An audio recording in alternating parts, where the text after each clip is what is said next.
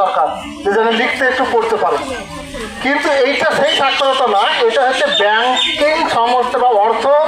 এইটা আমরা গোদা বাংলায় একটু বুঝিয়ে বলি যে এই সাক্ষরতা হচ্ছে আমরা একটা অঙ্কের টিচার, অঙ্কের সম্বন্ধে এটা না জানতেও পারে।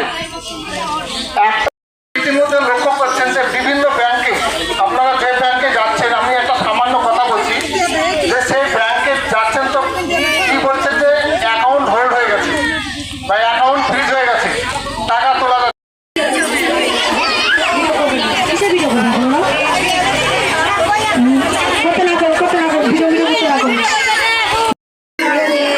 আচ্ছা, কি আর্মিয়া আর্মিয়া আর্মিয়া অনুপনগর আর্মিয়া গোষ্ঠী, অনুপনগর আর্মিয়া গোষ্ঠী কজন? 8 জন এসছেন।